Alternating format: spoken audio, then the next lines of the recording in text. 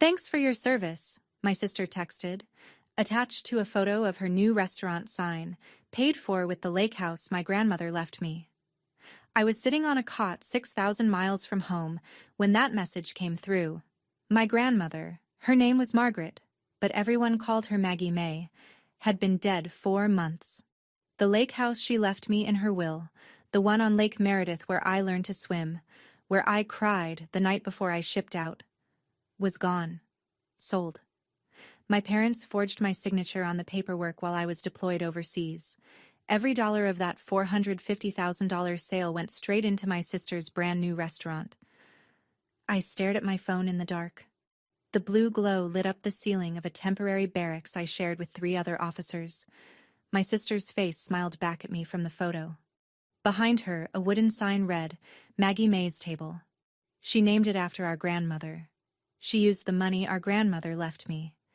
And she sent me a smiley face. I didn't respond to that message. Not that night. Not the next week. Not for 3 months. My family thought my silence meant I'd accepted it. They thought 6,000 miles of distance and the weight of a deployment had made me too tired to fight back. They thought I'd come home, sit down at the dinner table, and swallow it the way I'd swallowed everything else. They were wrong. When I finally flew home, I didn't drive to my parents' house. I didn't call. I walked into a courtroom with a folder full of evidence my father never saw coming, and what the judge said that afternoon made him collapse into his chair in front of everyone. Before I go on, please take a moment to like and subscribe, but only if you genuinely connect with this story. Drop a comment with where you're watching from and your local time. I always love hearing from you. My name is Helena Wolf. I'm 28 years old. I'm a captain in the United States Army, and this is the story of how my own family robbed me while I was serving my country, and what happened when I came home. Now, let me take you back 18 months, to the night I got the call that my grandmother had passed. Growing up in the Wolf house, you learn the hierarchy fast. My father, Richard Wolf, sat at the head of every table, literal and figurative. He'd spent 26 years managing a branch of First Union Bank before retiring early. He kept the household budget on a spreadsheet. He approved purchases over $50. When he talked, you didn't interrupt. When he decided, you didn't question. My mother, Diane, held the second chair. She hadn't worked outside the home since 1994. Her job was keeping peace, which meant keeping us in line with whatever Dad wanted. Her favorite phrase, "Your father knows best." Then there was Vivian, my older sister, 3 years ahead of me. She'd bounced between 4 jobs by 25, but it didn't matter. Dad covered her rent. Mom defended her choices. Vivian was the golden child, pretty, agreeable, close to home. The daughter who stayed. I was the other one. I was the one who joined ROTC in college. The one who told my father at Thanksgiving dinner, junior year, that I'd accepted a commission in the Army. He set his fork down and looked at me like I'd slapped him. "You'll regret this," he said, in front of everyone. "The military doesn't care about you, Helena." My mother pressed her napkin to her mouth. Vivian studied her plate. Nobody said a word. Only one person drove me to the airport the day I shipped out to Officer Basic. My grandmother, Margaret Wolf. 74 years old, 5'2", hands steady on the wheel of her old Buick. She hugged me at the curb and said something I carried through every deployment, every long night, every moment I doubted myself. "This house will always be here for you, Helena, and so will I." I didn't know that was the last summer I'd see that house with my name still on it. I was 14 weeks into a logistics deployment in the Middle East when I found out she was gone. Not a phone call, an email. From my mother. "Your grandmother passed Tuesday. Funeral is Saturday. We understand you can't make it." 4 sentences. That was it. The woman who raised me every summer, who taught me to gut a fish and balance a checkbook, and stand up straight when men talked over me, reduced to 4 flat sentences in an email sent at 2:47 a.m., my time. I went to my commanding officer that same morning. Emergency leave was approved within hours. I called home to tell them I was catching a flight from Kuwait. My mother answered on the 3rd ring. Helena, honey, everything's already planned. The flowers are ordered. There's really no point in disrupting. I can be there by Friday night. Long pause. I heard my father's voice in the background. Low, indistinct. Then my mother again. Your father thinks it's best you stay. You'd just be rushing in and out. Grandma would have wanted you focused on your duty. They didn't want me there. I sat on the edge of my cot for a long time after that call. Then, at 3 a.m. local time, I watched my grandmother's funeral on a live stream. The camera was propped on someone's lap. It shook. Vivian stood at the podium. She dabbed her eyes with a tissue and read from a piece of paper. Grandma loved all of us equally, she said. She would want us to stay together, to take care of each other. I turned off my phone. I lay in the dark and listened to the hum of the air unit bolted to the wall. 200 people had been at that service. I recognized most of them. Not one of them had called me. At the time, I told myself my family was just being thoughtless. I didn't realize yet that they needed me absent. I just didn't know why. 2 weeks after the funeral, I received an email from my grandmother's estate attorney, a man named Philip Darnell. Attached was a PDF, the last will and testament of Margaret E. Wolfe. I read it on my phone in the mess hall, surrounded by the clatter of trays and the smell of reheated coffee. The document was straightforward. Grandmother's savings and personal belongings, jewelry, some bonds, divided evenly between my father and me. But the Lakehouse on Lake Meredith, the property she'd owned for 31 years, assessed at roughly $450,000. That went to one person. Me. My throat tightened. I set the phone down, picked it up again, read it twice more.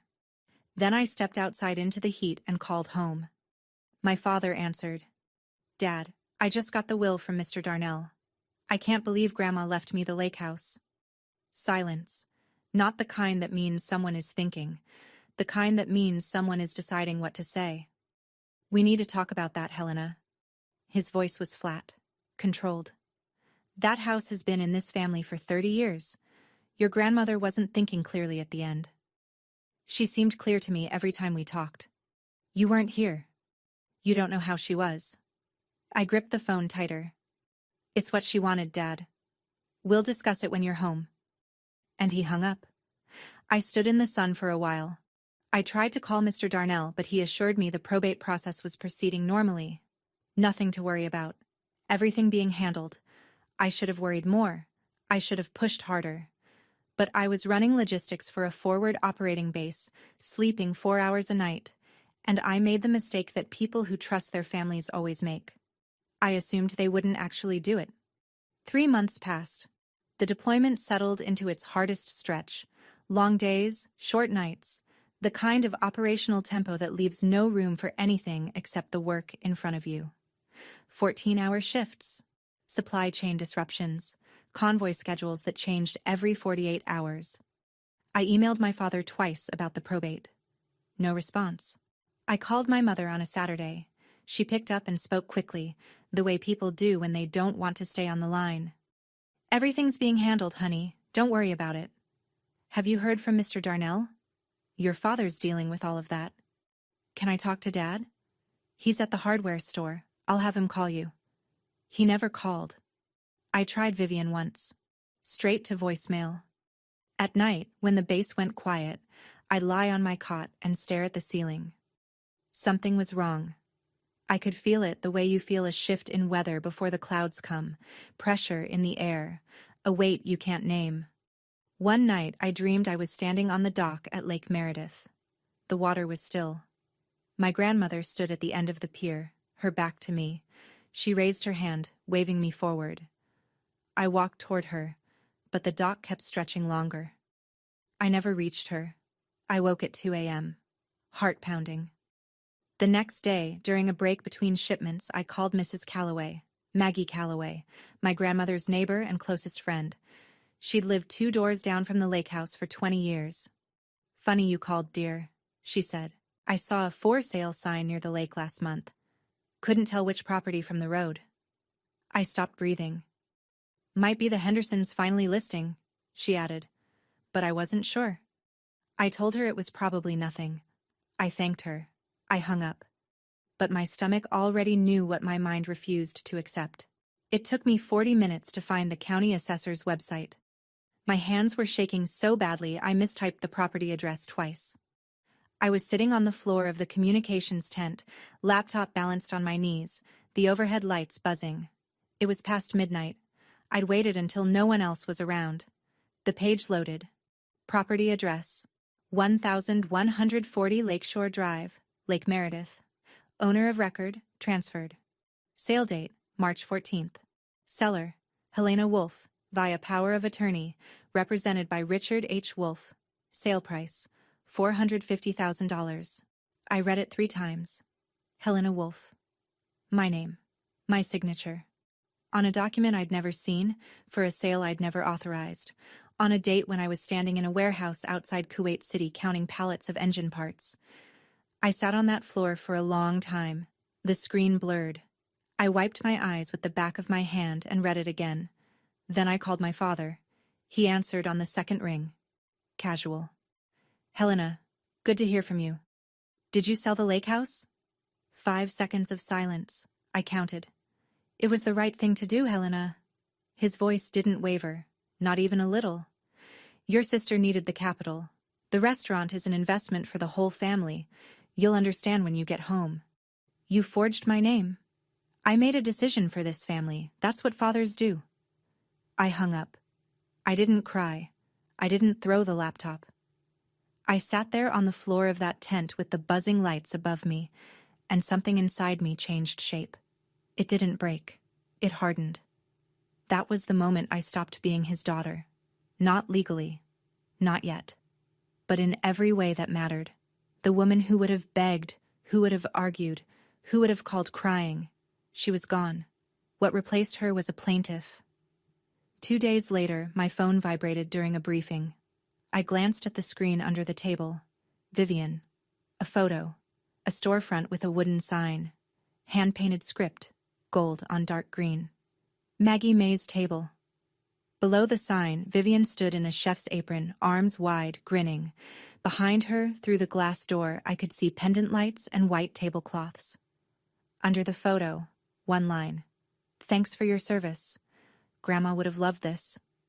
I stared at that message for a very long time. She named the restaurant after our grandmother. The grandmother whose Lakehouse funded every square foot of it. The grandmother whose will, the legal, witnessed, notarized document that said this house belongs to Helena, meant nothing to any of them. And my sister sent me a smiley face.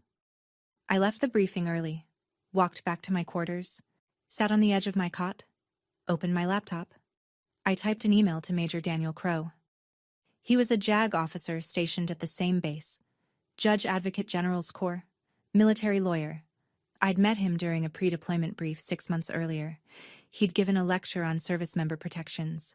I remembered thinking at the time that I'd never need anything like that. Subject line: I need legal advice. It's personal. I attached 3 things: the county assessor record, a screenshot of Vivian's text, and the PDF of my grandmother's will. Then I closed my laptop and sat in the silence. I didn't text Vivian back. Not that night. Not the next day. Not for 3 months. My family interpreted my silence as defeat. They believed I'd swallowed it. They believed the distance and the deployment and the exhaustion had done what they always expected it to do: make me disappear. But I wasn't silent. I was building a case. Major Crow didn't do emotion. He did procedure. We met in his office the next evening, a plywood-walled room with a folding table, 2 chairs, and a stack of binders taller than the desk lamp. He'd already reviewed my email. Were you stateside on the date of the sale? No. Did you sign a power of attorney? No. Did you authorize anyone, verbally, in writing, by any means, to act on your behalf regarding that property? No. He wrote something on a yellow legal pad. Didn't look up. Then what we're looking at is forgery, and depending on jurisdiction, possibly wire fraud if funds were transferred electronically. He paused. And there's something else working in your favor. He set down his pen. You were on active duty under federal orders. The Service Members Civil Relief Act gives courts broad discretion when a service member's rights are compromised during deployment. It won't be the basis of your civil claim. The forgery does that on its own. But it tells the court exactly who your father chose to victimize, someone who couldn't fight back because she was serving her country. Judges notice that. The room felt very still. Can I handle this quietly? I asked. Within the family? Crow looked at me. He had the kind of face that didn't move much. Level eyes, flat expression. Like a poker player who'd long ago stopped pretending he was playing a game. Helena. First time he'd used my first name. They forged your signature on a legal document and sold your property.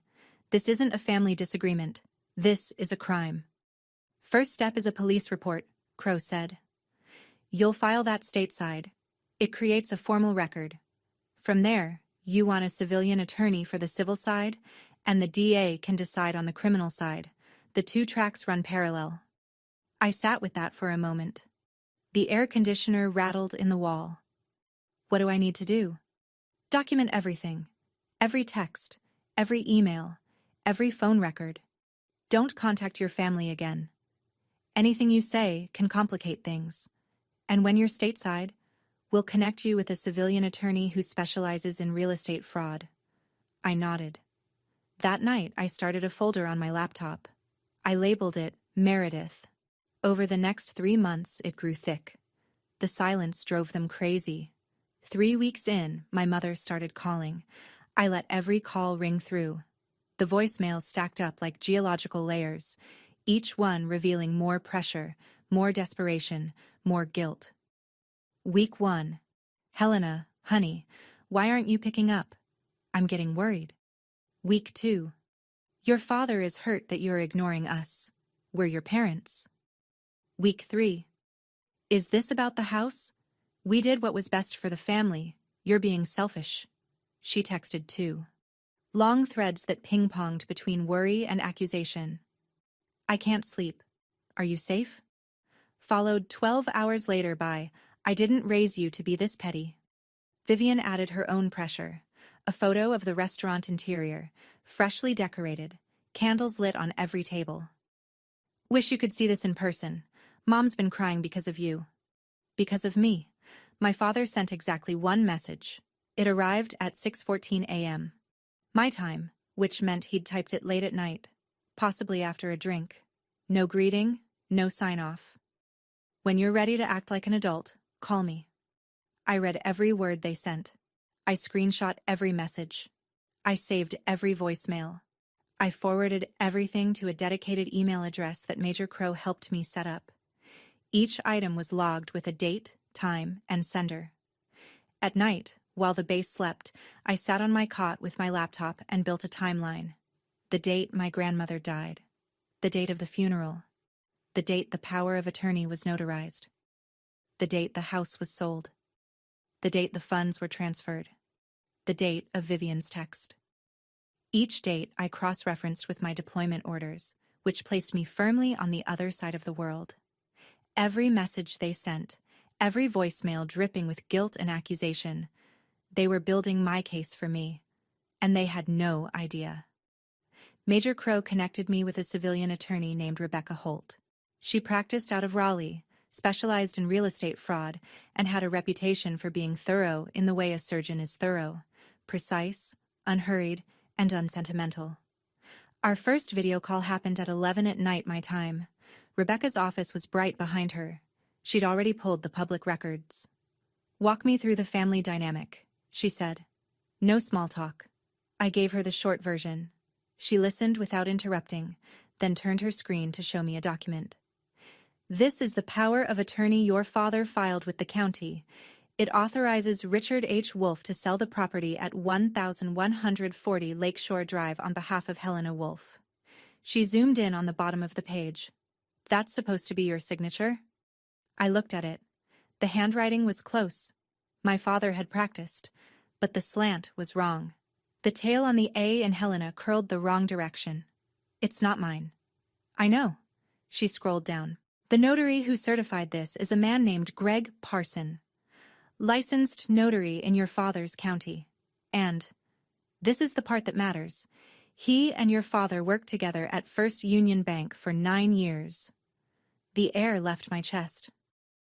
Standard procedure, Rebecca continued, requires the signer to appear in person before the notary, or, at minimum, verified identity through a remote process. Neither happened here. Your father walked in with a forged document, and his old colleague stamped it. What's the penalty for that? Forgery of a deed or similar instrument is a Class H felony in North Carolina. That carries 4 to 25 months in prison. And a permanent criminal record. She paused. For your father? The notary could face his own charges, and he'll almost certainly lose his commission. I said nothing for a long time. That's my father. Rebecca's voice softened, just slightly. I know, but he made that choice when he signed your name. She told me one more thing before we hung up. Helena, the restaurant your sister opened? If it was funded with proceeds from a fraudulent sale, every dollar is traceable. Every single one. Rebecca moved quickly.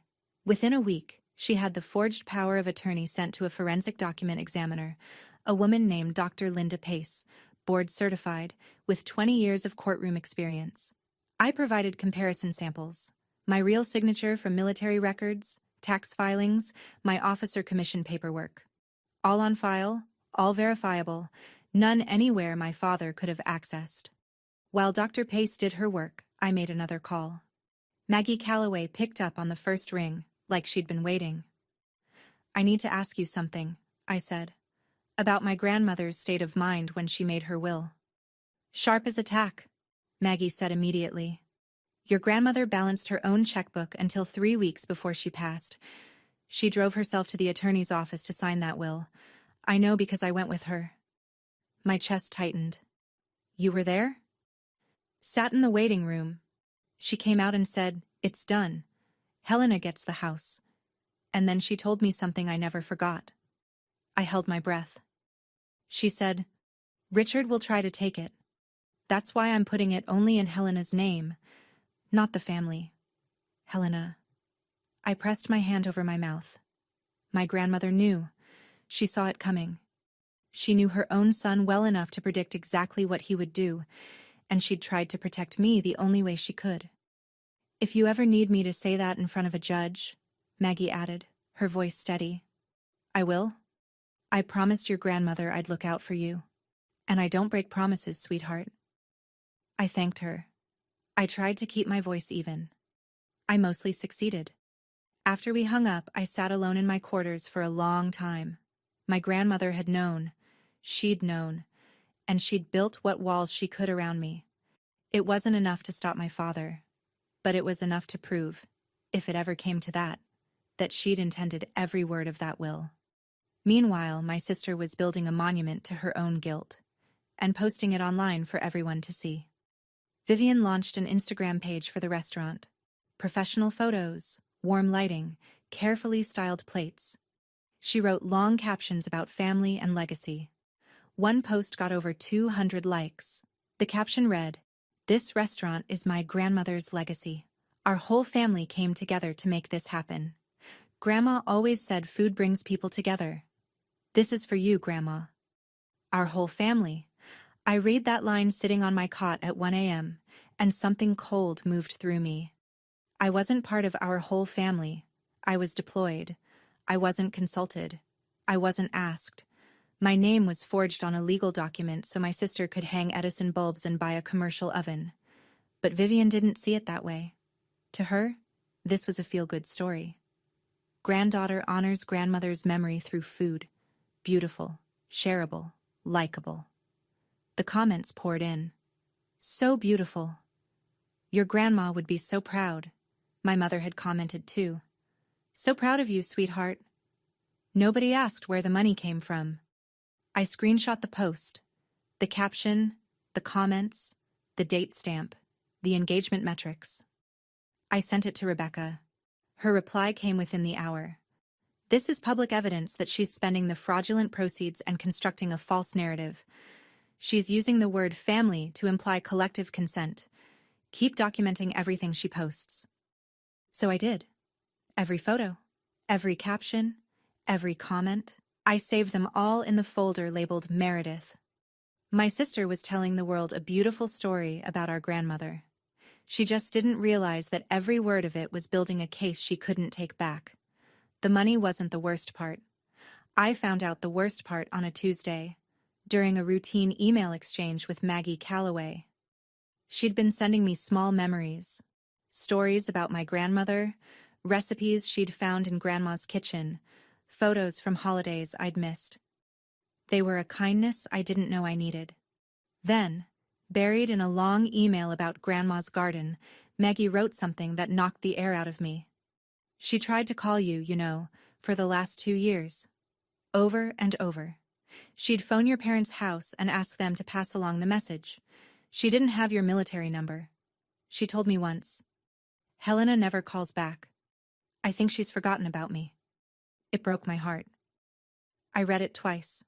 Then I read it again. My grandmother never had my direct number.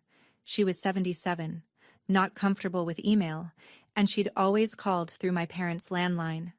That was how we'd done it my whole life. She'd call the house, and they'd patch me through or pass along a message. But I hadn't received a single message from her in 2 years. Not one. I couldn't prove then that my father had deliberately intercepted her calls. But the timeline was damning. She called. He answered.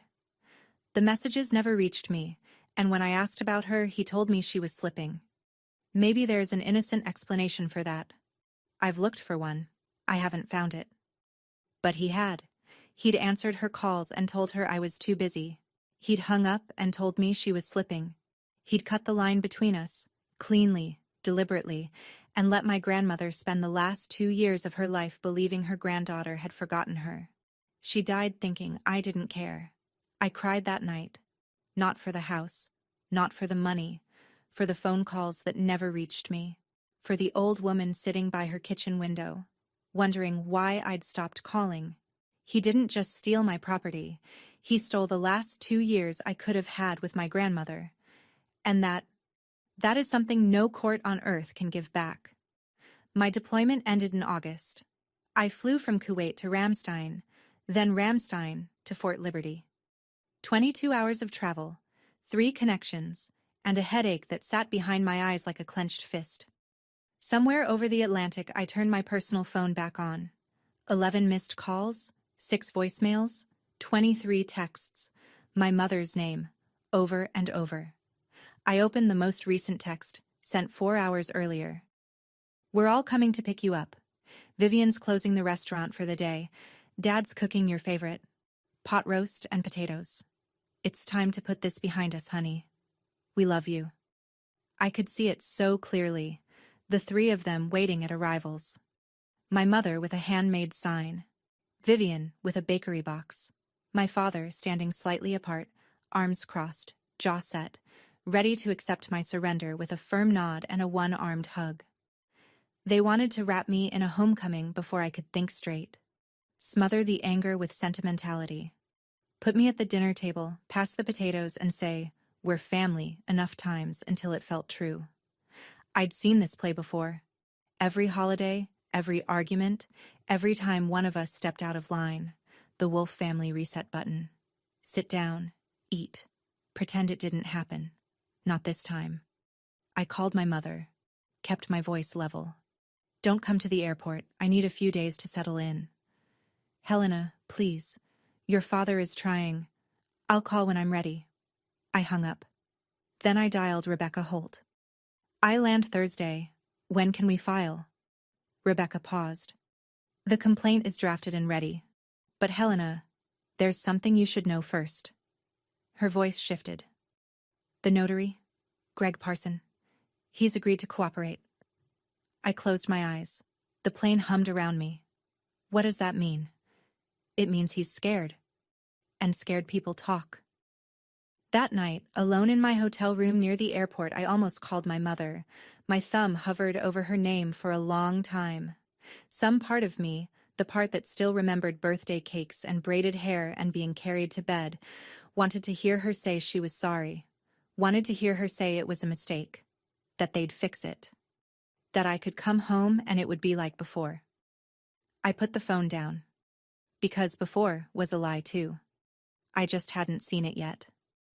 I landed Thursday afternoon. By 5 o'clock, I was standing in my apartment near Fort Liberty, a one-bedroom I'd rented before deployment, barely lived in, still smelling like cardboard and cleaning product.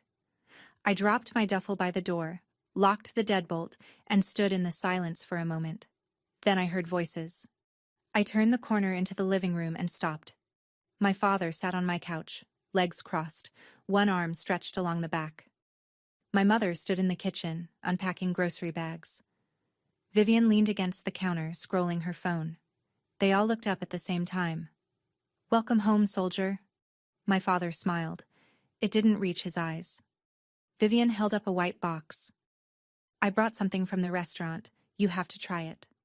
My mother rushed toward me, arms open, tears already falling. "We missed you so much, honey." I didn't move. I looked past them to the kitchen counter, where my spare key sat next to a bag of lemons. "How did you get in?" "I used the emergency key," my mother said, still reaching for me. "You gave it to me before you deployed, remember? In case something happened." I remembered. In case of emergency. In case the pipes burst. In case I died overseas and someone needed to collect my things. Not for this. "I asked you not to come." The room shifted. Vivian lowered the box. My mother dropped her arms. My father uncrossed his legs. "You're our daughter. We don't need an invitation." "You used a key I gave Mom for emergencies." I kept my voice flat. "This isn't an emergency. This is a boundary. Please leave." Nobody moved. The refrigerator hummed. Vivian tried to laugh. "Helena, come on. It's just dinner." "Please leave," I said again, and opened the front door. My father didn't move. He looked at the open door, then back at me, and sat down again. "You want to throw your family away over a house? This isn't about a house, Dad. Your grandmother would be ashamed of you. Don't speak for her. I am her son. And I am the person she chose to leave it to." His jaw tightened. My mother stepped between us, hands raised, the peacekeeper deploying her standard protocol. "Helena, please, you don't know what it's been like for us. Your father has been under so much stress. Vivian invested everything she had. If you take this further, you'll destroy your sister's business, your father's reputation, this whole family. You destroyed my trust when you forged my name." The word hung in the room. Forged. My mother flinched. Vivian set the bakery box on the counter. When she spoke, her voice was harder than I expected. "Oh, come on, Helena. You were gone. You're always gone. You didn't even come to Grandma's funeral." She spread her hands. "What were we supposed to do? Let a $450,000 house just sit there?" I looked at my sister, looked at her carefully. "I wasn't at the funeral because Dad told me not to come." Vivian blinked. My mother looked at the floor. My father stood up. He walked toward the door slowly, like he was doing me a favor by leaving. At the threshold, he stopped. Close enough that I could smell his aftershave. "If you do what I think you're about to do," he said quietly, "you won't have a family to come back to." I met his eyes. "I haven't had one in a long time." He walked out. My mother followed, crying. Vivian picked up her box and left without looking at me. I closed the door. Locked it. Called a locksmith. Then I called Rebecca. "File everything." Rebecca filed on Monday. The complaint named Richard H. Wolfe and Vivian R. Wolfe as defendants. The charges: real estate fraud, forgery, conversion of property, and breach of fiduciary duty. Attached to the filing was a formal request that the court refer the evidence of criminal forgery to the district attorney's office for prosecution. 2 days later, a process server rang the doorbell at 47 Birchwood Lane, the house where I grew up. I wasn't there for it, but I know exactly how it went because 3 relatives called me within the hour. My father opened the door. He read the front page of the summons. According to my Aunt Janet, who was visiting for coffee that morning, the color drained from his face so fast she thought he was having a heart attack. My mother came running. She read it over his shoulder and had to sit down on the porch steps. Vivian received her own summons the same afternoon.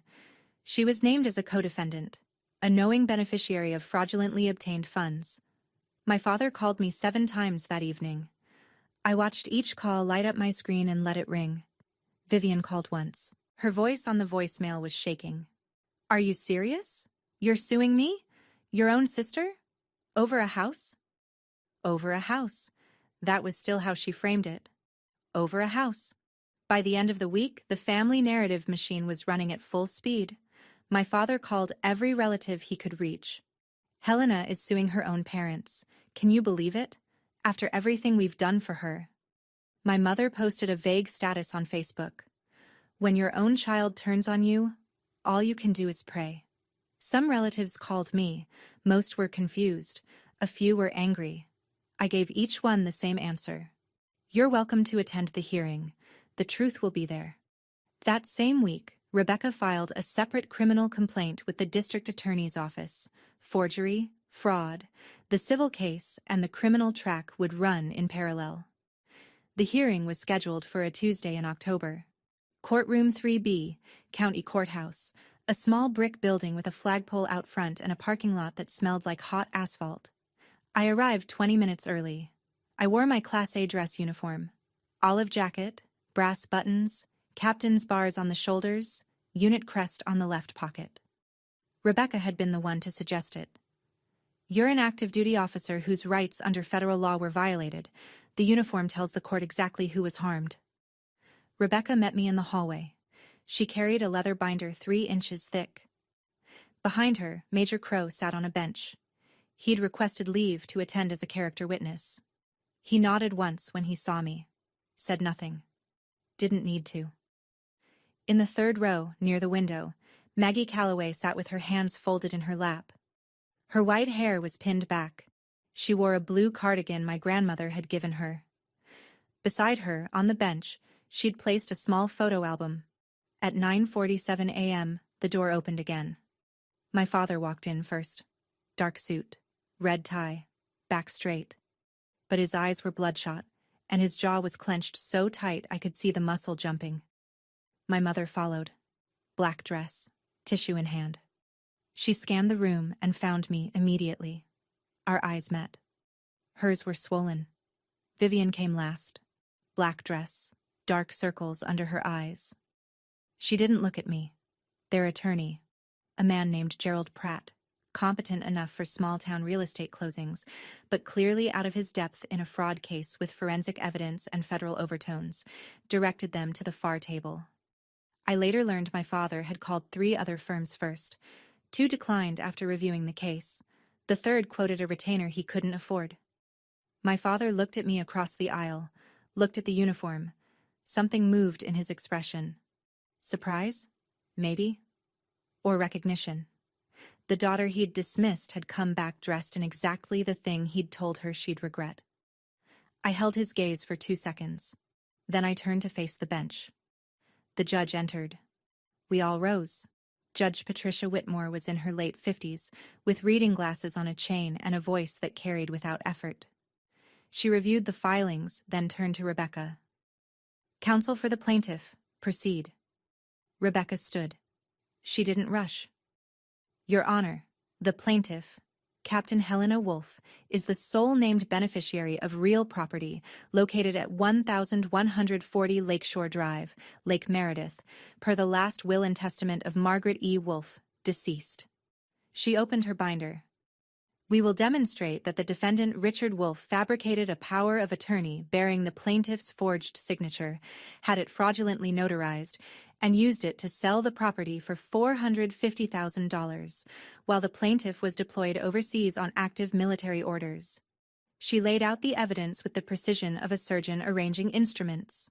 Exhibit A, the forensic handwriting analysis from Dr. Linda Pace, concluding with 99.7% certainty that the signature on the power of attorney was not Helena Wolfe's.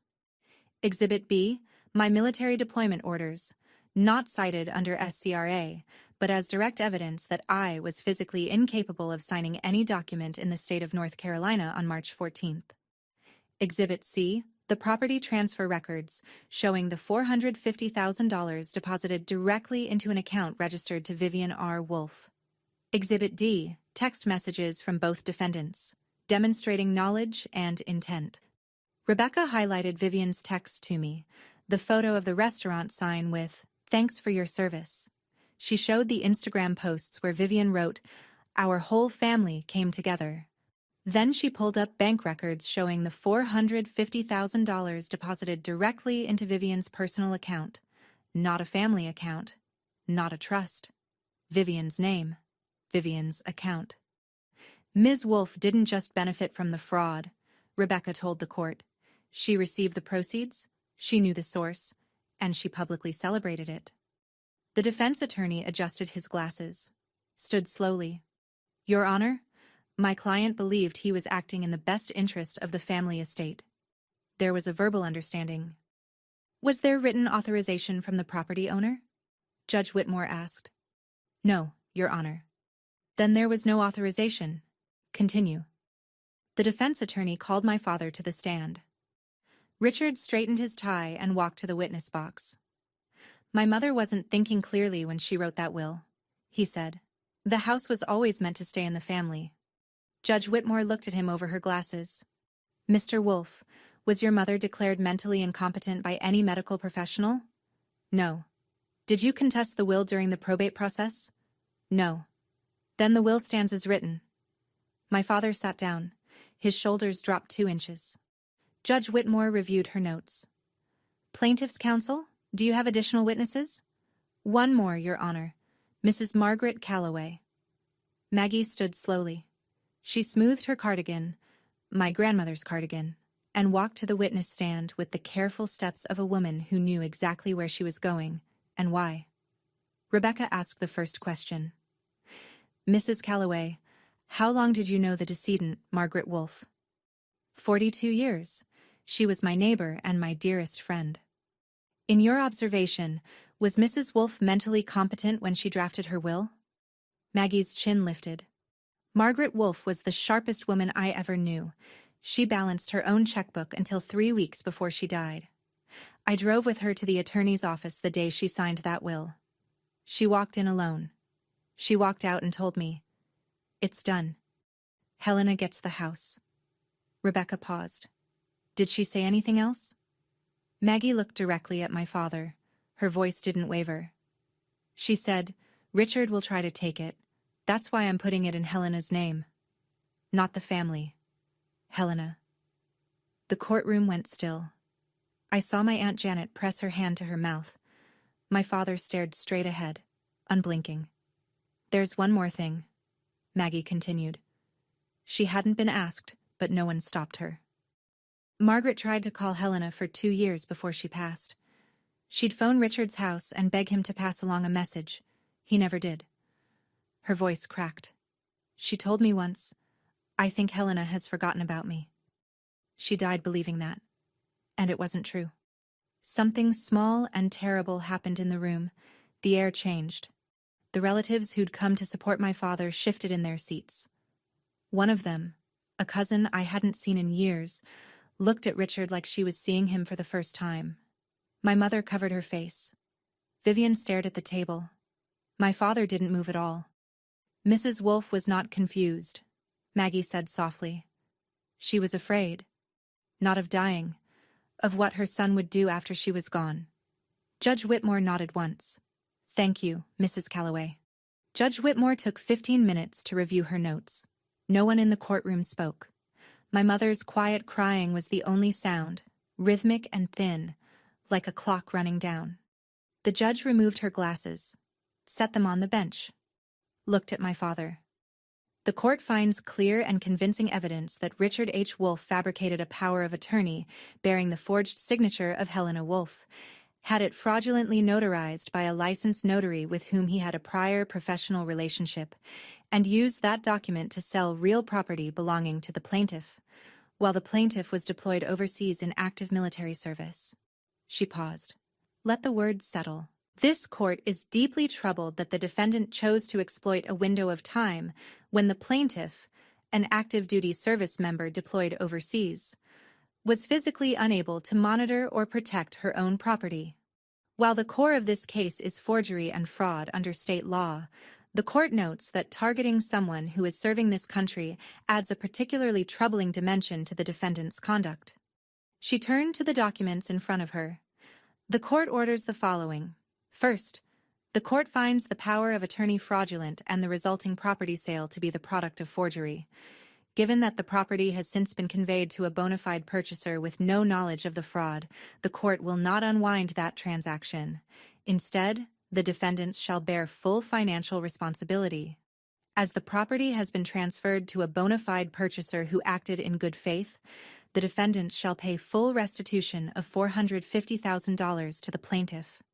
Second, additional damages in the amount of $85,000, covering loss of property use, legal costs, and compensatory damages. Third, the court has been made aware that the plaintiff has separately filed a criminal complaint with the district attorney's office. Given the evidence presented today, this court will forward its findings to the DA to assist in that investigation. Forgery of a legal instrument is a Class H felony under North Carolina General Statute 14-122. She looked at my father one final time. Mr. Wolf, the law does not bend for good intentions, and what you did shows no good intentions at all. Richard sat very still. His attorney leaned over to whisper something. Richard didn't respond. His hands, which had been folded on the table, slowly opened. His head dropped forward. Then his whole body sagged. Shoulders, spine, everything. And he slumped into his chair like someone had cut the strings holding him up. Diane cried out, "Richard!" Vivian jumped to her feet. The bailiff stepped forward. But my father wasn't having a medical emergency. He was having something worse. He was a man who'd controlled everything his entire life. His bank, his wife, his daughters, his mother's legacy. And in one afternoon, in front of his family and a room full of witnesses, he'd lost it all. The courtroom emptied slowly. My father was helped to his feet by his attorney and the bailiff. He walked out without looking at anyone, one hand on the wall for balance. He moved like a man 20 years older than he'd been that morning. I was gathering my things when my mother appeared in the hallway. She'd stopped crying. Her face was tight, blotched, furious. "Are you happy now?" She blocked my path. "You've destroyed your father." I looked at her. The woman who'd taken my emergency key and used it to ambush me. The woman who'd watched her husband forge my name and said nothing. The woman who'd posted on Facebook about her ungrateful child while I was building a legal case 6,000 miles away. "He destroyed himself, Mom. I just brought evidence." She opened her mouth, then closed it. She stepped aside. Down the hallway, Vivian stood alone. Her attorney had already left. She was gripping the strap of her purse with both hands, knuckles white. "The restaurant," she whispered. "My restaurant." Rebecca stepped forward, professional and even. "Ms. Wolf, I'd suggest you speak with your attorney about restitution options." I walked past them both. Through the double doors, into the October sun. Maggie was waiting by the stone bench outside. She stood up when she saw me and opened her arms. I stepped into them and pressed my face into that blue cardigan, my grandmother's cardigan, and cried. Not from victory. There was no victory here.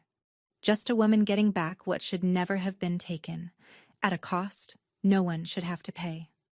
"She'd be so proud of you," Maggie said into my hair. Across the parking lot, Major Crow leaned against his car, arms folded. He caught my eye and gave a single nod. Nothing more was needed. I drove home alone. I didn't turn on the radio. I pulled my grandmother's photo from my wallet, the one from the lake, the two of us on the dock, me at 10 years old, and propped it on the dashboard. I sat there a long time. The weeks after the hearing moved in a straight line. The district attorney's office opened a formal investigation into the forgery. My father hired a criminal defense attorney, a different one from the civil case. The retainer alone, I was told, cost more than his car was worth. Greg Parson, the notary, folded almost immediately.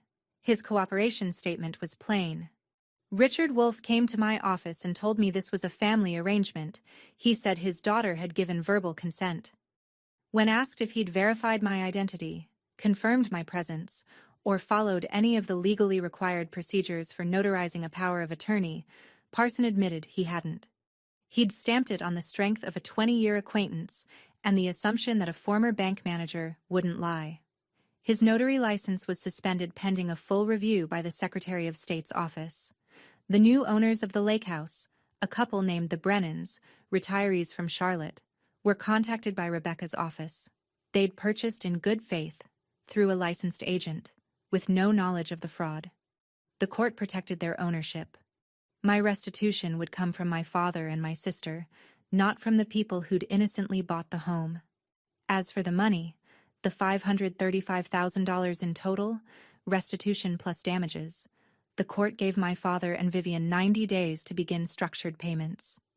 If they failed, we'd be back before Judge Whitmore with a contempt motion. Vivian's restaurant hadn't turned a profit.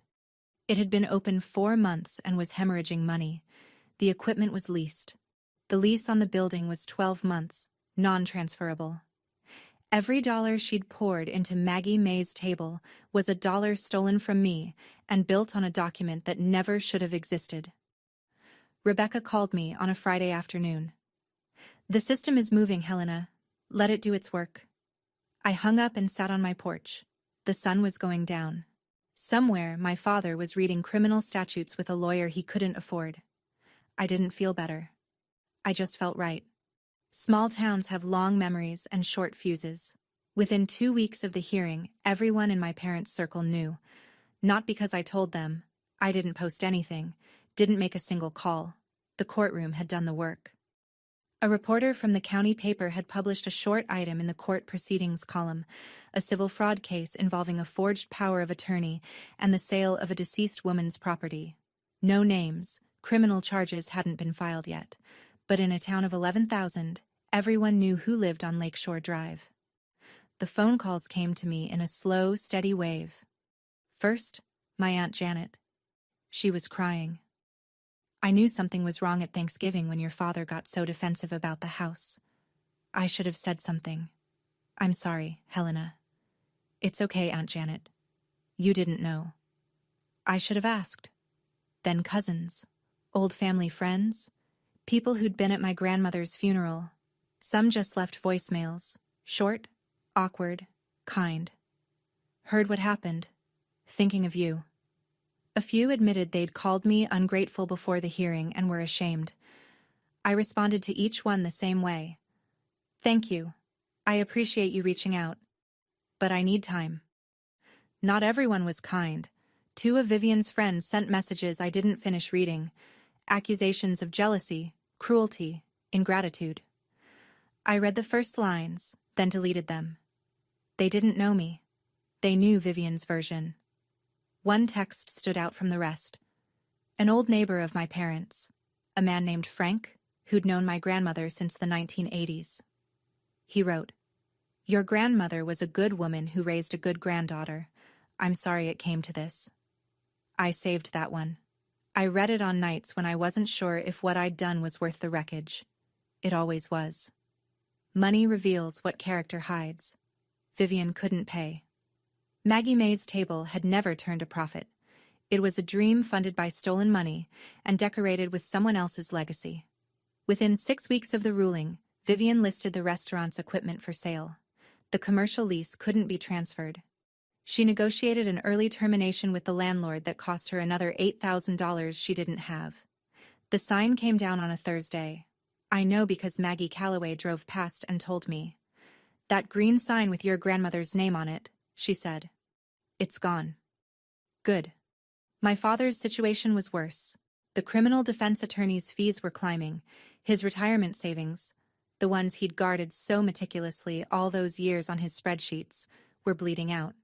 He and my mother put the family home on Birchwood Lane up for sale, the house where I grew up, the house where he'd sat at the head of the table and decided what happened to everyone in it. They moved into a 2-bedroom rental apartment on the east side of town. My mother sent me one final text. "I hope you can live with yourself." I read it. I didn't respond. I saved it. Habit by now. Vivian moved to Asheville. She got a job managing someone else's restaurant. No ownership. No sign with her name on it. No Instagram posts about legacy. I didn't celebrate any of this. There's nothing to celebrate when your family burns down and you're the one holding the match, even if the fire was their fault. But I did one thing. I took a portion of the restitution and contacted my old high school. I set up a small scholarship fund for graduating seniors planning to serve. Military, Peace Corps, AmeriCorps. Anything that took them away from home to do something larger than themselves. I named it the Margaret Wolfe Memorial Scholarship. Not because I wanted anyone to know, because my grandmother always said, "Help the ones who have no one in their corner." She would have liked that. I drove to Lake Meredith on a Saturday in November. I didn't plan it. I'd been running errands, dry cleaning, oil change, the ordinary machinery of a life reassembled, and found myself on the county road that led to the lake. I followed it without thinking, the way your body remembers a route your mind has tried to forget. The house was still there. New paint, a soft gray, replacing the white I remembered. New fence. The porch railing had been replaced, and the old wooden swing was gone. In the front yard, the new owners had planted sunflowers, tall and heavy-headed, leaning toward the road. I pulled over and turned off the engine. The dock was visible through the side yard. Same shape, same weathered wood. The water behind it was flat and silver, catching the November light. I remembered the summer I was 12. My grandmother sitting on the end of that dock, bare feet in the water, a paperback in her lap. I'd asked her why she liked the lake so much. "Because water always finds its way, Helena." She hadn't looked up from her book. "You can dam it. You can divert it. But it always finds the path forward." I sat in my car and looked at the sunflowers. They hadn't been there when it was ours. Nothing about the property was mine anymore. Not the gray paint, not the new fence, not the dock. But the memory of her sitting there, feet in the water, telling me to keep moving, that was mine. No forged signature could touch it. No courtroom could award it to someone else. I started the engine, pulled back onto the road. The radio came on. Some country song I didn't know, steel guitar and a woman's voice singing about going home. I rolled down the window and let the lake air fill the car. The house wasn't mine anymore. But what it taught me, that no one gets to take what's yours just because they're louder or closer or more willing to lie, that was mine forever. 6 months passed. I stayed at Fort Liberty. I was promoted to a new logistics position, one I'd put in for before deployment and forgotten about in the chaos. The Army doesn't care about your family drama. It cares about performance. I showed up every day, ran my section, and let the work steady me. I rented a small place near Jordan Lake. Not much. 1 bedroom, a screened porch, a dock shared with 2 other units. On Saturday mornings, I sat on that dock with coffee and watched the herons work the shallows. It wasn't Lake Meredith. It wasn't my grandmother's house, but it had water and quiet and the sound of nothing going wrong. I didn't contact my parents. My mother mailed me 2 handwritten letters. I recognized her looping script on the envelopes. I opened them, read them. They were full of hurt and accusation and, in the second one, a thin thread of something that might have been regret. I put them in a drawer. My father was negotiating a plea deal through his criminal attorney. I didn't follow the details. Rebecca kept me informed when it mattered. That was enough. Vivian was in Asheville, working, silent. The person I spoke to most was Maggie Calloway. She called every Sunday afternoon. We talked about small things. Her garden, my work, the weather at the lake. Sometimes she told me stories about my grandmother. Sometimes she just listened. "I'm not trying to replace Margaret," she told me once. "I know. But I'm here, as long as you need." I also joined a veteran support group that met Wednesday evenings at the community center near base. I didn't share my story for the first month, but when I did, briefly, without self-pity, several people in the circle nodded. They'd lost things too. Different things. But the shape of the loss was familiar. One woman said afterward, "You didn't lose your family in combat." She looked at me. "You lost them at a notary's desk." I never forgot that. The letter arrived through Maggie. Vivian had mailed it to Maggie's address. She didn't have my new one. 2 handwritten pages, front and back, in Vivian's tight, slanted script. Maggie called before forwarding it. I didn't read it, but I wanted you to know it was coming. I opened it that evening on the screened porch, with the last light coming through the trees. Vivian wrote the way she talked, direct, a little unpolished. No flourish. She didn't start with an apology. She started with a confession. I knew the money came from the house. I knew Dad forged your signature. I told myself it didn't matter because you were gone and the army takes care of you anyway. But that's a lie I told myself so I wouldn't feel guilty. The truth is, I didn't want to feel guilty. So I made it your problem instead of mine. She wrote about the restaurant, about how it failed not because of the lawsuit, but because she'd never had a real plan. About how she'd used Grandma's name as a brand without earning it. She didn't ask me to forgive her. That surprised me. You don't owe me anything, she wrote at the end. I just needed you to know that I know what I did. And I know it was wrong. I read the letter twice, sat with it for a while, listened to the frogs down by the water. I didn't know if she meant it. Maybe she did. Maybe it was another performance. But I realized it didn't matter. Not right now. My healing wasn't dependent on her sincerity.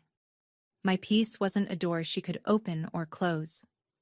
I wrote back. Short. 1 paragraph. I read your letter. Thank you for writing it. I'm not ready for more than that. Take care of yourself, Vivian. I sealed it, stamped it, drove it to the post office the next morning. It wasn't an open door, but it wasn't a wall either. It was a boundary. And boundaries, I'd learned, don't have to be angry to be real. So that's my story. I'm not telling it because I want sympathy. I'm not telling it because I want you to hate my family. I'm telling it because I know that some of you are listening to this right now with a knot in your stomach because you recognize something. Maybe it's a parent who treats your silence as permission. Maybe it's a sibling who takes and calls it family. Maybe it's the way someone you love made a decision about your life, your money, your property, your time. And when you pushed back, they said you were the problem. If that's you, I want to say something. You are not ungrateful for protecting yourself. You are not selfish for saying no. And you are not alone. My grandmother taught me that water always finds its way. I lost her lake house. I lost the family. Or what I thought was a family. But I found my own path. It runs through a small apartment near Jordan Lake, through a courtroom where I stood in my uniform and told the truth, through a Sunday phone call with an old woman in a blue cardigan who promised my grandmother she'd look out for me. Setting a boundary isn't punishment, it's self-respect with a return address. I don't know what happens next with my father, with Vivian, with my mother. Maybe one day we'll sit in the same room again. Maybe we won't. But I know this. Whatever happens, it'll happen on terms I've chosen. Not terms that were forged in my name while I was 6,000 miles away, serving a country that at least had the decency to put its agreements in writing. If you've ever set a boundary, or if you're working up the courage to set one, tell me about it in the comments. I read every single one. Thank you for listening. Thank you for staying to the end. If this story stayed with you, I have one question. Which moment hit the hardest?